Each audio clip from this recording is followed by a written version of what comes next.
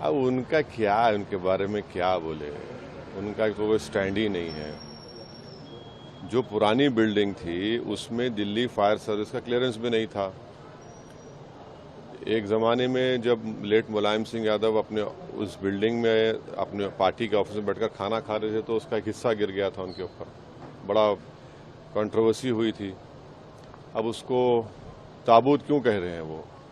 वो किसी और मिसाल दे सकते थे ना, और मिसाल दो, उसमें भी आप ये एंगल लाते हैं।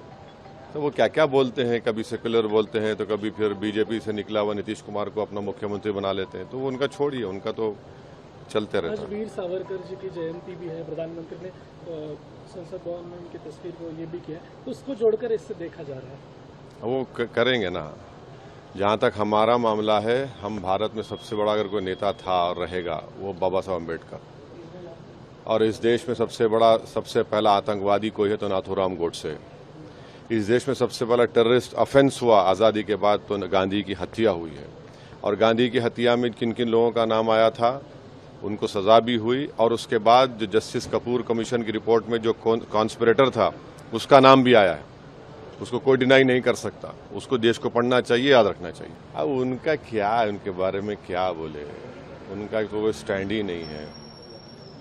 जो पुरानी बिल्डिंग थी उसमें दिल्ली फायर सर्विस का क्लियरेंस भी नहीं था। एक ज़माने में जब लेट मुलायम सिंह यादव अपने उस बिल्डिंग में अपने पार्टी के ऑफिस में बैठकर खाना खा रहे थे तो उसका एक हिस्सा गिर गया था उनके ऊपर, बड़ा कंट्रोवर्सी हुई थी। अब उसको ताबूत क्यों कह रहे हैं? वो किसी और मिसाल दे सकते थे ना, और मिसाल दो, उसमें भी आप ये एंगल लाते हैं।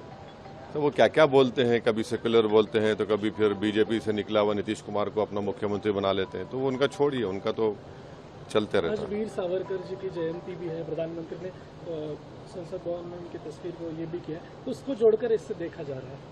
वो करेंगे ना।